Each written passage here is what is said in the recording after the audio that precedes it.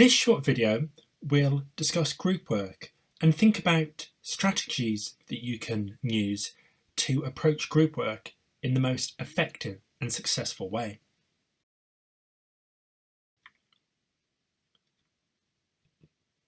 Group work is an important part of the learning and assessment processes at university. Most degrees will expect you to take part in some form of group work or team task. There are lots of times at university when you might be required to work in a group. For example, you might be involved in a performance, such as a musical composition or acting out a piece of theatre. You might be involved in a group for a discussion task, such as in a class, or you might engage in a dialogue in a foreign language as part of your assessment.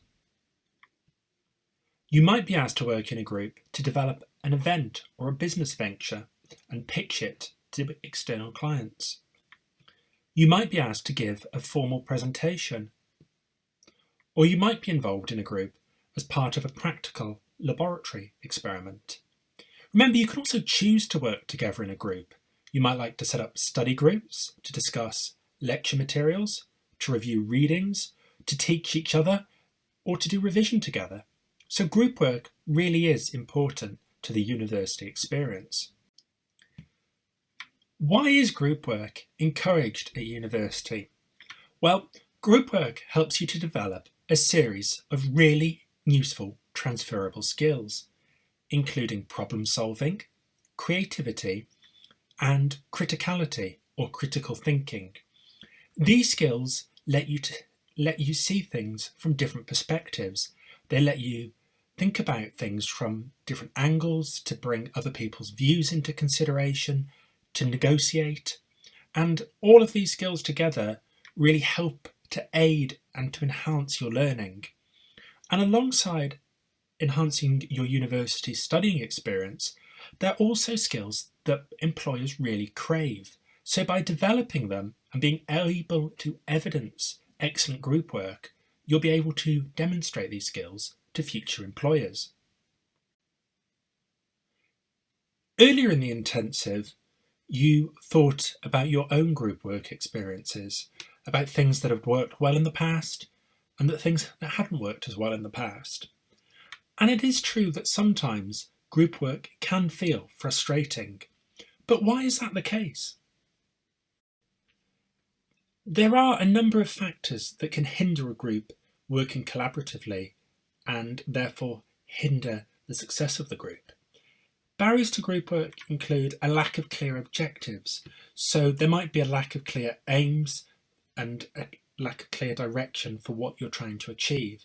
This can make it harder to successfully achieve what you need to achieve, and it can lead to frustration and confusion. There might be personality clashes between members of the groups. People might want to approach the group work task in different ways, and some of these approaches might not be complementary. There might be a perception that there's been an unequal allocation of tasks, so certain individuals feel like they've taken on too much of the work, where other individuals may feel like they're not able to shape the project and make decisions. So there's several things that can act as barriers to group work. The key thing is not focus on those barriers, but to ask, how can we overcome those barriers so that we can turn those frowns upside down? Well, the key thing is to start with good foundations for your group work. Think about the objectives that you're trying to achieve. What are you setting out to do? You might set up an agenda for the whole task, which breaks down what you need to do. It can be useful to devise a series of ground rules. These can explain how the group will function, how tasks will be allocated, and how decisions will be made. Keep in mind deadlines and timings. These might include deadlines set by your tutor, but you might also break down that task into shorter deadlines that are specific to your own group. Keep communication at the heart of all you do. Think about how you will communicate with each other. Will you arrange meetings? And if so, when will they take place?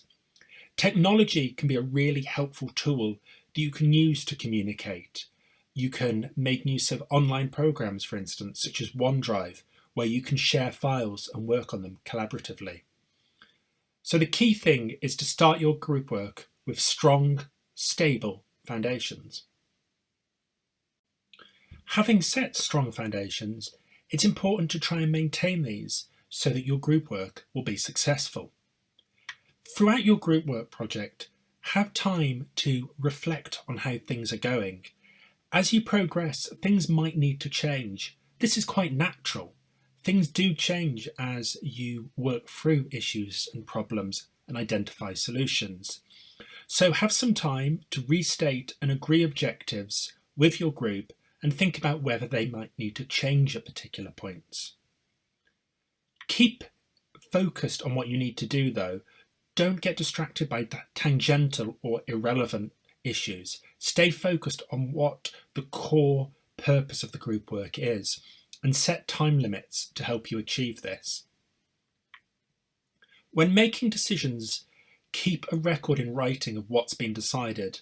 This way everybody can read those decisions and remind themselves about what has been agreed as a group.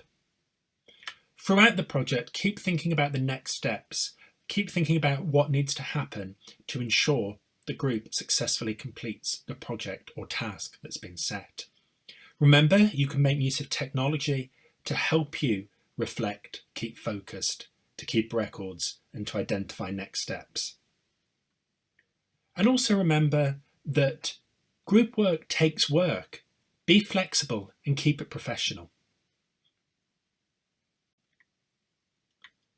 So, in summary, group work can be challenging, but the rewards are worth it. You'll develop a host of really useful transferable skills, and you'll be able to take forward what you've learned to help you get the most out of your degree and to set you up for your life beyond university too.